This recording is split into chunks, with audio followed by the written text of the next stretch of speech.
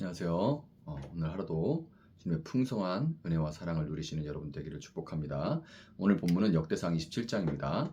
이스라엘 자손 가운데서 각 갈래에 부과된 모든 일을 하면서 왕을 섬기는 각 가문의 족장과 천부장과 백부장과 서기관의 수는 다음과 같다. 그들은 한 해에 한 달씩 번갈아가며 근무를 하였는데 한 갈래는 2만 4천 명씩이다. 첫째 달에 복무할 첫째 갈래의 지휘관은 삽디엘의 아들 야소부암이며 그의 갈래에는 2만 4천 명이 있다. 그는 베레스의 자손으로서 정월에 복무하는 모든 부대 지휘관의 우두머리이다. 둘째 달에 복무할 둘째 갈래의 지휘관은 아호와 사람 도데이며 그 갈래의 부지휘관은 미글롯이다. 그의 갈래에는 2만 4천 명이 있다. 셋째 달에 복무할 셋째 갈래의 지휘관은 여호야다의 아들 분하야이다. 그의 갈래에는 2만 4천 명이 있다. 바로 이 분하야가 30명의 용사 가운데 하나로서 30명을 지휘하였다. 그의 아들 암미사밧은 그 갈래의 부지휘관이다. 넷째 달에 복무할 넷째 갈래의 지휘관은 요압의 동생 아사엘이다. 그의 아들 스바랴가 부지휘관이다. 그의 갈래에는 2만 4천 명이 있다. 다섯째 달에 복무할 다섯째 갈래의 지휘관은 이스라 사람 삼훗이다. 그의 갈래에는 2만 4천 명이 있다. 여섯째 달에 복무할 여섯째 갈래의 지휘관은 드고아 사람 이케스의 아들 이라이다. 그의 갈래에는 2만 4천 명이 있다. 일곱째 달에 복무할 일곱째 갈래의 지휘관은 에브라임 자손인 발론 사람 헬레스이다. 그의 갈래에는 2만 4천 명이 있다. 여덟째 달에 복무할 여덟째 갈래의 지휘관은 세라 족속에 속한 후사 사람 시브게이다. 그의 갈래에는 2만 4천 명이 있다. 아홉째 달에 복무할 아홉째 갈래의 지휘관은 베냐민 지파의 아나도 사람 아비에셀이다. 그의 갈래에는 2만 4천 명이 있다. 열째 달에 복무할 열째 갈래의 지휘관은 세라 족속에 속한 느도바 사람 마하레이다. 그의 갈래에는 2만 4천 명이 있다. 열한째 달에 복무할 열한째 갈래의 지휘관은 에브라임 자손인 비라도 사람 분하야이다. 그의 갈래에는 2만 4천 명이 있다. 열두째 달에 복무할 열두째 갈래의 지휘관은 온니엘 자손의 느도바 사람 헬데이다. 그의 갈래에는 2만 4천 명이 있다. 이스라엘 각 지파의 영도자들은 다음과 같다. 르우벤 지파의 영도자는 시그리의 아들 엘리에셀이고 시므온 지파의 영도자는 마아가의 아들 스바랴이고 레위 지파의 영도자는 그무엘의 아들 하사베아이고 아론 지파의 영도자는 사독이고 유다 지파의 영도자는 다윗의 형 엘리후이고 이사갈 지파의 영도자는 미가엘의 아들 오므리이고 스불론 지파의 영도자는 오바댜의 아들 이스마야이고 납달리 지파의 영도자는 아스리엘의 아들 여레못이고 에브라임 지파의 영도자는 아사시아의 아들 호세아이고 므낫세 반쪽 지파의 영도자는 부다의 아들 요엘이고 길라앗에 있는 므낫세 반쪽 지파의 영도자는 스가랴의 아들 이또이고 베냐민 지파의 영도자는 아브넬의 아들 야시엘이고 단 지파의 영도자는 여로함의 아들 아사렐이다. 이들이 이스라엘 각 지파의 영도자이다. 주님께서 이스라엘 사람을 하늘의 별만큼 많게 해주겠다고 약속하셨기 때문에 다윗이 20살 이하의 사람 숫자는 조사하지 않았다. 수르야의 아들 요압이 인구 조사를 시작하였으나 이 일 때문에 주님께서 이스라엘에 진노하셨으므로 끝마치지 못하였다. 그래서 인구 조사 결과가 다윗 왕의 실록에 기록되지 못하였다. 아디엘의 아들 아스마웻은 왕의 곳간을 맡고 우시아의 아들 요나단은 들녘과 성읍과 마을과 요새에 있는 곳간을 맡았다. 글룹의 아들 에스리는 밭에서 일하는 농민을 관리하였다. 라마 사람 시므이는 포도원을 관리하고 스밤 사람 삽디는 포도원에서 포도주 곳간을 관리하였다. 게델 사람 바할 하나는 평야의 올리브 나무와 뽕나무를 관리하고 요아스는 기름 곳간을 관리하였다. 샤론 사람 시드레는 샤론에서 기르는 솥대를 관리하고 아들레의 아들 사밧은 골짜기에 있는 솥대를 관리하였다. 이스마엘 사람 오빌은 낙타를 관리하고 메로노 사람 예드야는 나귀를 관리하고 하갈 사람 야시스는 양떼를 관리하였다. 이들이 다윗 왕의 재산을 관리하는 사람들이다. 다윗 삼촌 요나단은 고문이며 서기관이다. 그는 사리에 밝은 사람이다. 학모니의 아들 여히엘은 왕자들을 돌보았다. 아히도벨은 왕의 고문이고 아렉 사람 후사는 왕의 친구가 되었다. 분하야의 아들 여호야다와 아비아달은 아히도벨의 후임자가 되고 요압은 왕의 군대 총사령관이 되었다. 아멘. 자, 오늘 본문은 세 종류의 사람에 대해서 기록을 하고 있습니다. 1절부터 15절은 군대 조직, 군인들이죠. 그리고 16절부터 24절은 각 지파의 지도자들에 대해서 기록하고 있고 마지막으로 25절부터 31절은 재정 담당자, 그리고 32절, 24절 여기에는 참모진 등 내각의 구성원들에 대해서 설명을 하고 있습니다. 종교 영역이라고 할 수 있는 제사장, 찬양대, 그리고 문지기와 그 역할을 맡았던 레위인들에 대한 설명에 이어서 군사, 경제, 행정 조직에 대한 설명이 따르는 것이에요. 이제 종교 영역, 그 다음에 행정 영역에 대해서 이제 설명이 이어지는 겁니다. 군사, 경제, 행정 조직에 대한 설명은 이스라엘이 하나님의 나라를 보여주는 역할을 하기 때문에 이 이야기가 역시나 기록이 되고 있는 건데요. 이것은 군사, 경제, 행정 조직 모두가 다윗 왕을 중심으로 또한 다윗 왕을 위해서 조직되어 있다는 것을 통해서 분명하게 알 수가 있습니다. 군사 조직은 당연히 전쟁을 위한 것인데 12반으로 조직된 이 군대는 전쟁 외에도 각 반의 반장과 주장의 인도하에 1년에 한 달씩 다윗 왕이 시키는 일을 하기 위해서 성내에 머물러 있었습니다. 그 인원이 각 반에 2만 4천 명씩 12반에서 28만 8천 명이나 되는데요. 이렇게 많은 군인들이 오직 다윗 왕의 명령을 일사불란하게 따르고 그의 필요를 만족시키기 위해서 존재했던 겁니다. 각 지파의 지도자들은 다윗 왕을 위해서 나라의 각 지역들을 다스렸고요.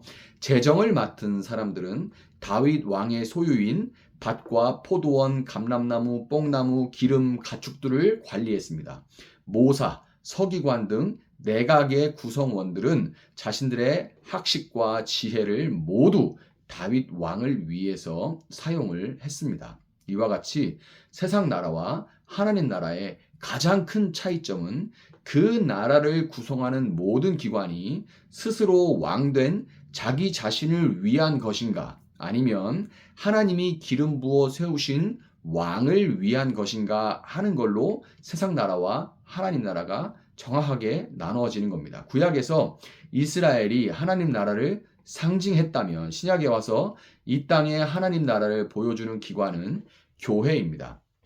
구약의 이스라엘이 다윗 왕을 중심으로 다윗 왕을 위해서 구성되어 있었다면 신약의 교회는 다윗의 자손으로 이 땅에 오신 왕 중의 왕 예수 그리스도를 중심으로 오직 그분을 위해서 그분을 위해서 세워졌습니다.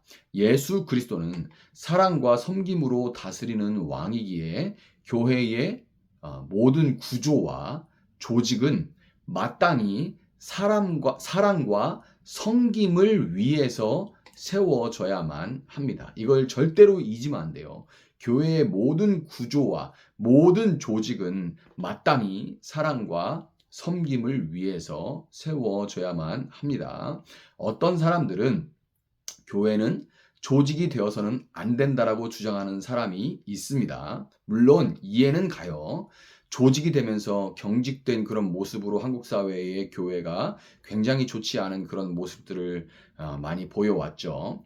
일단 모든 조직이라는 게 조직적이 되면 경직이 되기 쉽고 그러다 보면 교회가 처음 세워질 때에 유기적이고 역동적인 모습이 약해지거나 사라질 수도 있기 때문에 정말 그리고 어떤 자리를 놓고 막 어떤 자리 싸움 이런 것들이 돼버릴 수 있는 부작용들이 많은 것도 사실이에요. 그렇기 때문에 교회가 어떤 구조적이고 조직적으로 돼가는 거에 대해서 아주 반대하는 그런 사람들이 있는 것을 이해할 수 있습니다. 그렇지만 어떤 교회도 심지어 사도행전에 등장하는 초대교회조차 아주 극초창기를 제외하고는 이미 사도행전 6장에서 구제를 위해서 세워진 집사들과 같이 조직적인 모습이 나타나기 시작을 해요.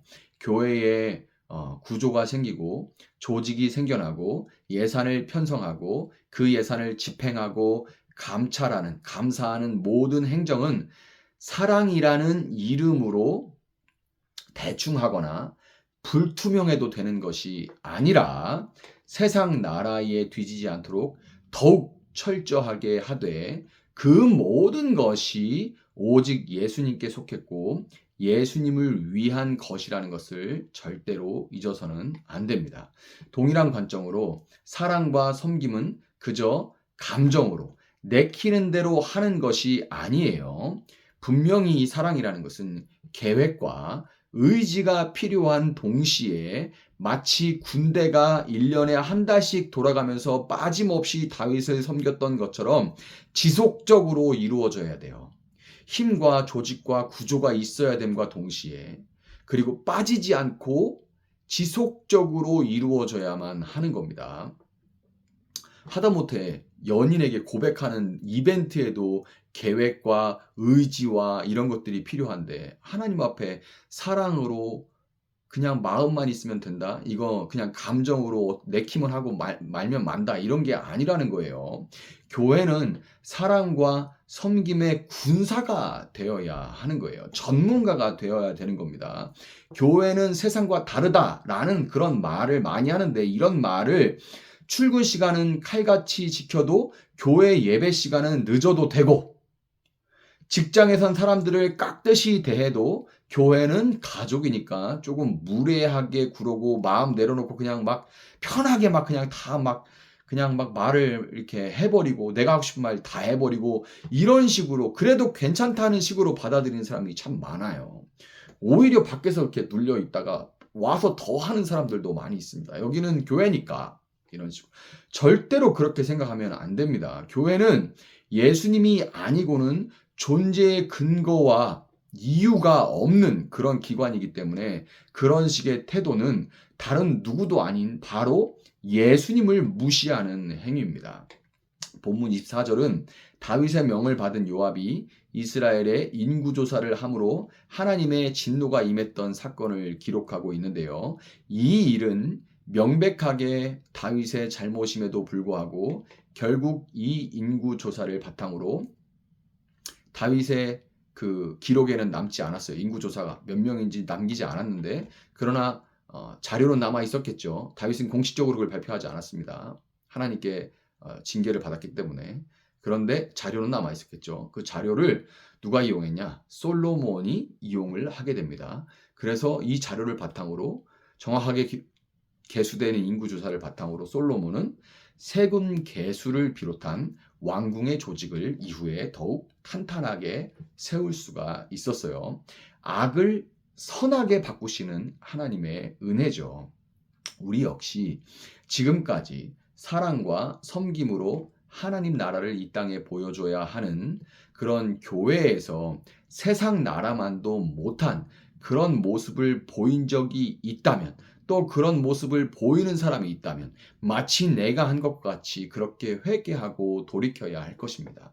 우리가 돌이켜 다시금 예수님을 중심으로 오직 예수님을 위해 교회를 섬기고 그 사랑과 섬김이 세상으로 흘러갈 때 하나님은 다윗의 인구조사를 통해 왕국을 더욱 튼튼하게 세우신 것과 같이 우리의 지금까지의 어리석음과 연약함을 통해서도 그것을 바꿔 이 악을 바꿔 교회를 선으로 바꾸셔서 교회를 더욱 든든하게 세우시고 다시금 세상의 빛과 소금의 역할을 감당할 수 있도록 해주실 것이라는 것을 여러분 믿으시기를 바랍니다.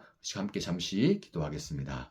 사랑하시는 주님 감사합니다. 주님 이렇게 교회에 하나님의 나라를 이 땅 가운데 보여줘야 할 교회에 군대와 같은 그런 조직 그리고 행정을 담당하는 조직 자기가 받은 모든 달란트들로 하나님의 나라를 섬기는 그런 모습들을 오늘 본문을 통해서 보았습니다. 주님 사랑의 공동체로 세워진 교회 세상에 하나님을 보여야 하는 그런 교회가 사랑과 섬김이라는 이름으로 오히려 그냥 좋은 게 좋은 거지 하면서 넘어가고 또 그냥 내가 편한 대로 행동하고 더러운 것도 그냥 다 덮고 넘어가고 이렇게 해왔던 그런 우리의 연약한 모습들이 있습니다. 주님, 마치 내가 한 것과 같이 그동안 연약했던 그런 교회의 모습들을 회개합니다. 주님 교회를 불쌍히 여주셨고 주님 우리가 온전히 회개할 때에 우리의 그동안의 연약함까지도 하나님께서 돌이켜 다시금 교회를 갱신하고 다시는 이전의 연약한 모습으로 돌아가지 않고 주님 안에서 바른 길을 제시하며 그 길로 나아가며 정말 이 땅 가운데 하나님의 나라를 보여줄 수 있는 정말 그 사랑과 섬김을 조직적으로 구조적으로 지속적으로 끊임없이 끈질기게 해나갈 수 있는 변하지 않는 그런 교회의 모습 되어질 수 있도록 주님 붙들어 주셔서 또한 동시에 그런 조직과 구조가 생긴다 할지라도 그것이 경직되고 세상의 방식을 따라가고 더 높아지기 위한 어떤 수단으로 삼는 것이 아니라 참으로 진정 그 모든 것들이 다 예수님의 은혜와 그 사랑 안에 속하고 사랑을 드러내기 위한 것으로만 쓰여질 수 있도록 정말 이 땅의 교회들 또 우리 교회를 주님 붙들어 주시기 원하고 교회를 구성하는 한 사람 한 사람의 작은 교회들을 주님 붙들어 주시기를 원합니다. 그렇게 행하실 주님을 찬양합니다. 말씀 붙들고 우리가 기도할 때 주님의 더 큰 은혜가 우리 가운데 충만하게 임하게 하여 주시옵소서. 감사하며 예수님의 이름으로 기도합니다. 아멘.